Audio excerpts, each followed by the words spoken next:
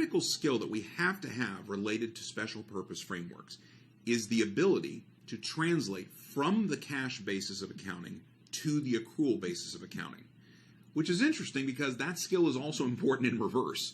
We see that with a statement of cash flows, right? That's when we switch from accrual back to cash. But we need to be able to move that needle both directions. So let's take a look. So why is this a critical skill? Well, as we mentioned previously, many businesses, for-profit and not-for-profit both, use modified cash, and plenty of other entities will use the basic cash basis of accounting. So we're going to have a lot of cash basis financial statements out there. Moreover, some entities may be required as they move along to have to convert those over to the accrual basis of accounting. Perhaps a bank says, oh, you want to get a loan? That's great. You need to submit accrual basis financial statements. And they say, well, we use modified cash. And the bank says, that's fine for you, but if you want to get a loan from us, we need them on the accrual basis of accounting. Or on the longer term horizon, if they ever want to turn that company and go public, they're going to need to have accrual basis financials for that. What are the big differences to concern with? And there's plenty, but if we're just saying paint with the broadest brush you can, it deals with revenues and expenses. On the cash basis, in simple, revenue is when you collect it. Expense is when you pay it. But obviously on the accrual basis, revenue is based on either when you realize it or when it is realizable and earned. Or for expenses, it's based on when it's incurred or it's owed or you've obtained a benefit. So we've got to move from the cash basis to the accrual basis. Let's start by talking a little bit about the balance sheet. So what are we doing here? Well, remember, the cash basis of accounting only has two accounts on its balance sheet, cash and equity, which I like to say means there's a whole lot missing. The modified cash basis may not have as many missing pieces because, remember, it could include inventory, could include investments, could include fixed assets along with associated depreciation, could include short and long-term debt, could also include accrued income taxes. So company to company, we may have various holes in the balance sheet. Our job is to convert it such that all assets, all liabilities that exist at year end, which aren't on that cash or modified cash basis balance sheet, have to be put on. They need to be added in. And then equity would simply become the balance between the two, right? Assets minus liabilities. Now, for the income statement, similar idea. We have cash basis revenue. That's not quite right. We got to convert that to accrual basis revenue. Cash paid for anything else, whether that's purchases, that's going to become accrual basis cost of goods sold, and other operating expenses are going to go from being cash basis OPEX to accrual basis operating expenditures. I want to give you a word of warning here. It is so common for accountants to be comfortable with going the other direction because no matter what company and how you've been trained and where you took accounting classes, you've had to deal with the statement of cash flows, which inevitably compels you to convert accrual basis net income to cash basis. So we're used to going this direction. The warning here is this is backwards. Everything we're talking about here is the complete opposite. We're going from cash basis. It would be as if I told you, here's the statement of cash flows. I want you to get back to net income instead. It's backwards. So bear that in mind. It's so easy to fall into the trap of what you normally think about for the statement of cash flows. Don't do it here. Now that gives it to you in basic, but that's not necessarily the whole story. There can be other potential adjustments depending on the company and situation. There could be non-cash expenses that need to be computed and recognized, depreciation, amortization. There could be fixed assets that have not been reported on the balance sheet. We need to capitalize those. There could be fixed assets by the same token that have been sold during the period. We need to make sure that's reducing that same capitalized fixed asset balance. And if we're selling or disposing, there may be a gain or loss on that sale we also have to recognize. Then we may have involving debt. We could have debt proceeds. That needs to be recognized as a short or long-term liability as appropriate. And of course, we could repay that debt, which needs to be shown as a reduction of liabilities.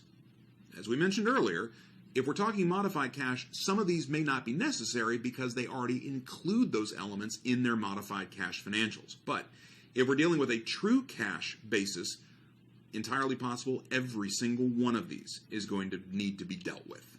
Okay, we're going to go through some basic kind of high level, here's how you calculate it, but I want to put a bit of a disclaimer at the front of this. In order to be able to do these conversions, you have to have both beginning and ending balance sheet numbers. Now, for any CPA exam question, that means they're going to have to give that to you. Now, they could give you the balance sheet in full, right? They could just show you those numbers, or they could give you an excerpt, but they've got to give you the data or you can't do the calculation. So rest assured, they're going to provide that to you. With that being said, let's take a look at dealing with cash to accrual for revenue. All right, so let's walk through this. We're starting with cash basis revenue. That's whatever the cash basis income statement says it is. And then we're going to adjust for two different accounts. One is accounts receivable, the other is unearned revenue. Now, there's a couple ways to look at that. I'm going to split it out first. We're going to add whatever is in accounts receivable at the end of the year. We're going to subtract whatever was in beginning accounts receivable, beginning of the year. Here's why. That ending AR effectively means, well, that's revenue we earned during this period. That is accrual revenue, but we didn't collect it. By the same token, beginning AR is stuff that was collected this period, but we earned it in a prior period. So it's not part of this year's accrual revenue. For the same thing, we're going to take ending unearned revenue. That's a liability, right? So that's minus. We're going to minus the ending because that's cash that we've collected, but we haven't earned yet. But then we will also add beginning unearned revenue because that's cash we collected previously, but we did earn it in this period. And as you might have guessed, you could easily then say, oh, couldn't I just do the net? I could do the change in receivables and the change in unearned revenue. Definitely. Ultimately, if we factor all that in, we convert from cash basis revenue to accrual basis revenue. Next, let's talk about getting to accrual basis cost of goods sold. So here, we're going to start with cash paid for purchases. That's coming right from that cash basis income statement. Two accounts to worry about here are accounts payable and inventory. We'll do it the same way. We're going to add ending payables. That's expenses that, yeah, we incurred them during the period, but we haven't paid them yet. We're going to subtract beginning payables. Those are expenses that were incurred in a prior period. We're just paying them this year. We're going to subtract ending inventory. Again, that's something we bought this year, sure, but we haven't sold it yet. We're going to add back beginning inventory. That's something we bought in a prior period, but we did sell it this year. Once again, you could also look at that as, okay, I could look at change in payables and change in inventory. You bet. And that's going to get us to cost of goods sold. The last main category is any kind of operating expense, from cash basis to accrual basis. And this formula, in short, works for any of them. Here's how we do it. You're going to start to think, this sounds like a bit of a broken record. Yeah, it kind of is. We're going to start with the same number. We're going to start in this case with the cash basis number. This is our cash basis operating expense.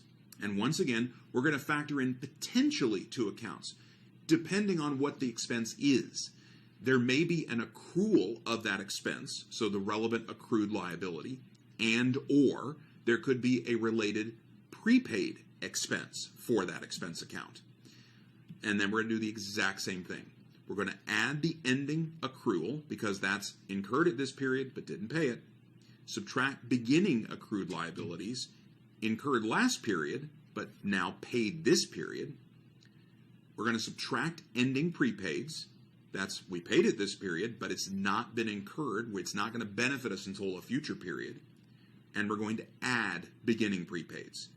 Those are payments we made in prior period or periods, but it is in fact benefiting this period. And one more time, you bet you can take the difference or the delta in accrued liabilities and prepaids. Do that, and you get the accrual basis version of that expense. Let's do an example where we're going to convert. So let's take a look at the fact pattern. It tells us three important things. It says ABC Company collected $50,000 in cash, paid $20,000 in cash, and therefore its net income on the cash basis was $30,000 for year 6. Now the company has identified 4 balance sheet accounts: accounts receivable, prepaid insurance, unearned service revenue, and salaries payable. And we've got the beginning and ending balances as well as the change that's there in front of you. Now the company also bought a piece of equipment at the beginning of this year for $5,000 cash. The equipment has no salvage value, and will be depreciated straight line for 5 years. Thankfully, that's fairly straightforward math. I can divide 5,000 by 5. So it's going to be $1,000 of depreciation each year. So what do they want us to do? Not surprisingly, they want us to convert that cash basis net income of $30,000 to the accrual basis. Let's do it. Let's start with the accrual revenue piece. Remember, we start with cash collected, $50,000. Now this time I'm going to do the shortcut. I'm going to deal with the changes. So receivables went up by $5,000. What does that mean? Well, it means from the beginning to the end of the year, there is more money that we've earned that we have not yet collected. That's a benefit to the accrual base, right? We earned more. So we're going to add that $5,000. We also had a $15,000 decline in unearned revenue. What does that mean? Well, that means from the beginning to the end of the year, we earned more of what we had as a liability that we hadn't earned. Well, we actually brought that down. The only way you bring down unearned revenue on the net is you earned it. So that's also going to be an add. Now, there's another way to think about this. In the same way, and I do this with caution, remember with the statement of cash flows, you know that if an adjustment, if you say, oh, I have to add an increase in an asset, you know you have to add a decrease in a liability. They're mirror image. Same here. If AR going up is an add, then logically a liability going down would also be an add. However you get there, we're going to add $15,000, which means we now have accrual basis revenue of $70,000. All right, let's tackle the expenses. We start from cash paid, $20,000. Prepaids went up. Well, if prepaids went up, that means we had more money we dispersed, but that's going to benefit us in the future. That is not an expense this period, so we're actually going to subtract that, subtract $2,000. Salaries payable also went up.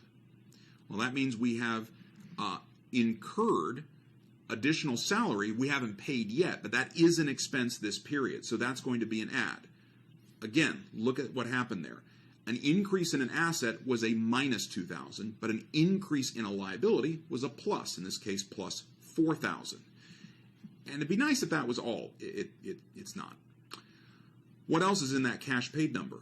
Well, the fixed asset is, and it shouldn't be. It's capitalized. So we're going to take that fixed asset out. That's $5,000. But if we're going to move the fixed assets onto the balance sheet, we can't ignore depreciation. Remember we mentioned that's $1,000 a year, so we're going to add back that new depreciation expense. So we have $20,000 minus 2 from the prepaids, plus 4 from the salaries payable, minus 5 from the fixed assets, plus 1 for depreciation equals $18,000. Last step. $70,000 in accrual revenue, $18,000 in accrual expenses means accrual basis net income is the difference, $52,000. Quite a bit different than the cash basis net income of $30,000.